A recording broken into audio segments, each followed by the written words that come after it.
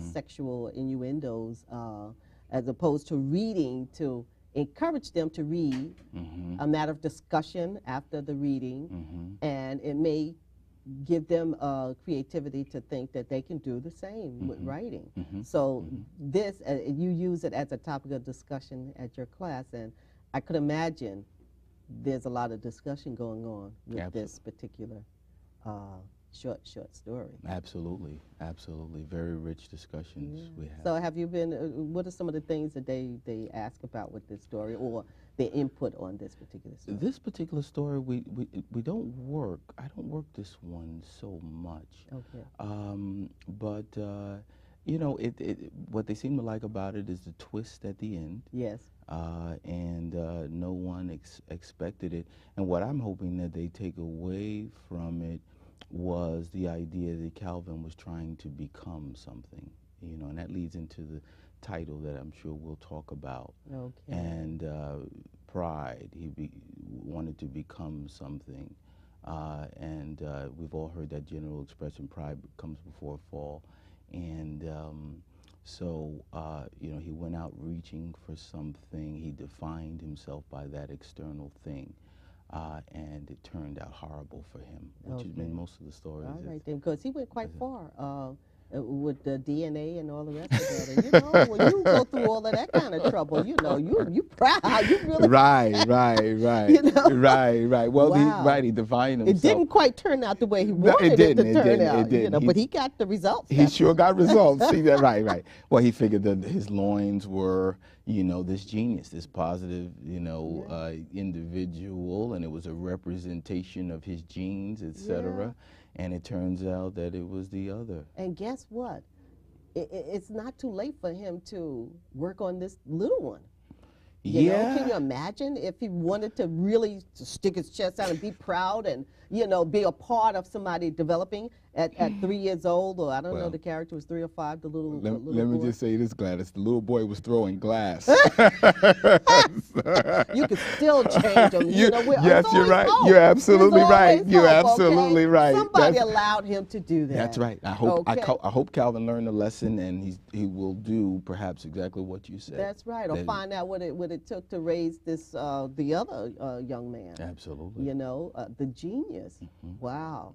Wow. I Interesting. agree. So in this book it says, what if you're everything you've ever going to be from day one? Talk about that, all please. All right. That's I'd love to. Okay. And that's really the journey. That's what I discovered.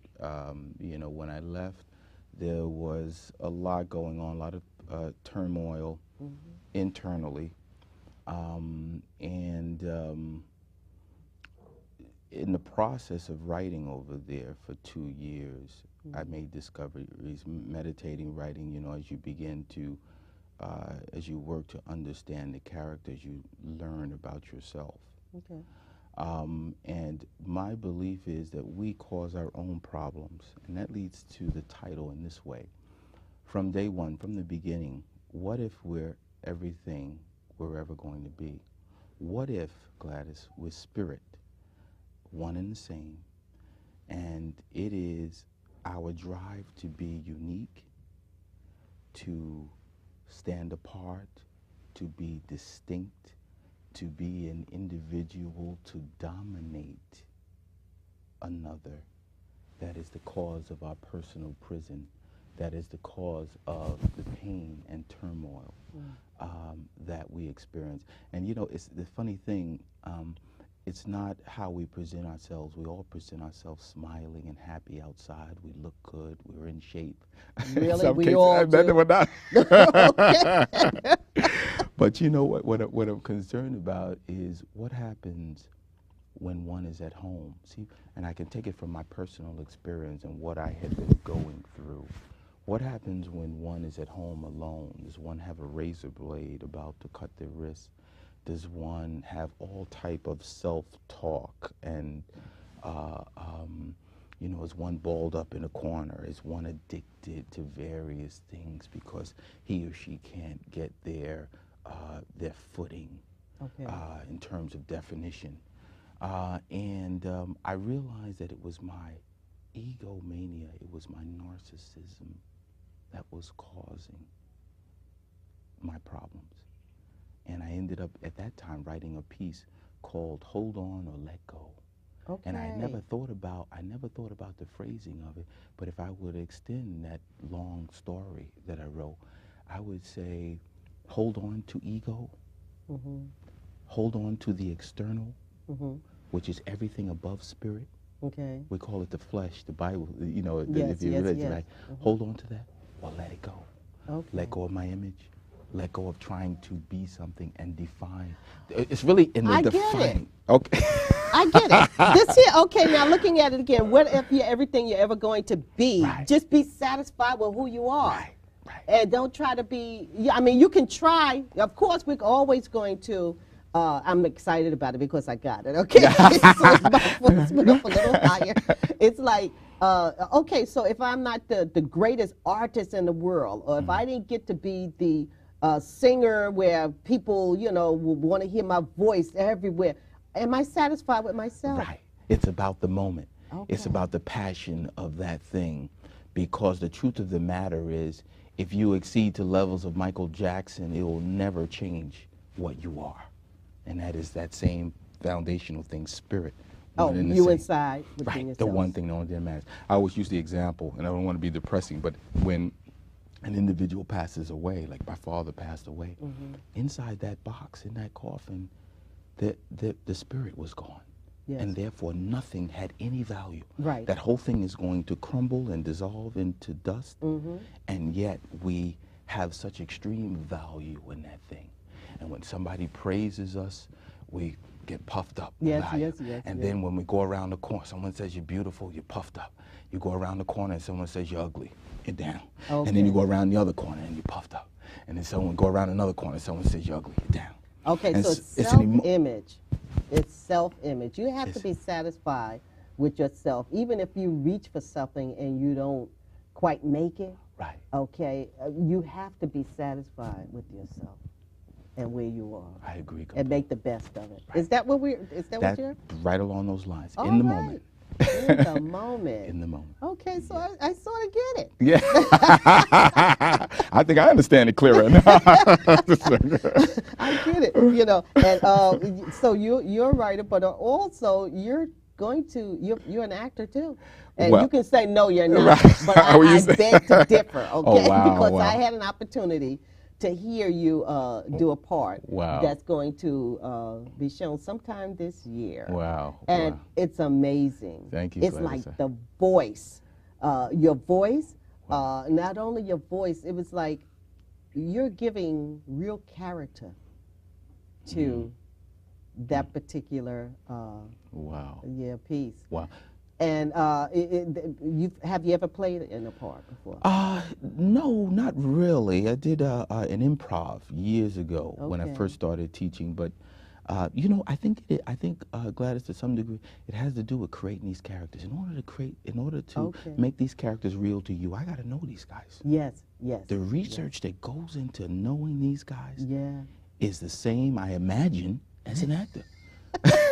You know, that's interesting. I mean, it's like you can play that part, you know, and I'm watching him do this script, and it's amazing seeing you do it the first time, and then it looked like the second time we met, you really got into your part, and it's like, oh my goodness, it's a natural read. It's like you're a natural, you know. Wow. And I know people tell me that I'm a natural, I was but about I to say really, that. you know, Yeah. don't. We actually play, you know, we're actors, actors. Yes. And the bottom line, we're going to be doing stuff in an upcoming play, and it's called Friday Night Fish Fry, and I think it's several scenes to it. The first one coming up will be probably shown before May. Wow. And the other part may be shown it'll be shown this year too. It's exciting. But yes, it is. I'm really excited about it, and that's what we do with our time sometime. And I just recently met you, and very interesting. You know, the book, I'm proud. I'm proud Wow. of you, the work that you've put into what you're doing. Wow, thank you And, so much. an English major, wow. Yeah, I've never read met a English major. Oh, no? Wow. Wow. No. Wow. Black man? No. Yeah, I guess there No. aren't many. That's great. Yeah. That's great. It's an encouragement. And that kind of career, if someone wants to go in that kind of career, how should they prepare for it? Oh boy. Well, my suggestion is always go into the thing that you love to do, that you're passionate about. It requires a lot of reading, and especially it does. English too. It does. I started late. Some people have been writing, since they were little kids. I really started around my sophomore year of college. There was a professor that I admired, and got into the romantic poets or what have you. So it seems to start with reading. It starts with the love of the characters, the different worlds that the writers take you into, and then you say, I might be able to do that. Yes, yes. And you know what? Well, we're about to come to an end, but what I've noticed, I had somebody else on my show, and this always appears to be a teacher who discovers something about the child that they may pass that information on, or a teacher that you found very interesting that may have encouraged you to read a certain type of book and took you outside of your comfort zone, and it made you think more and develop more and wanting to learn more. Well, we're coming to the close of Highlights, Please, and it's been wonderful. The time went by so fast. I want to thank you. Okay, well, it looks like we have a little more time. I'm assuming that it's about at least 2 minutes or so. Okay, all right, so let's just keep talking. All right, great. And writing is very interesting, and I think that people should follow their dreams, just as you said. Everything requires work.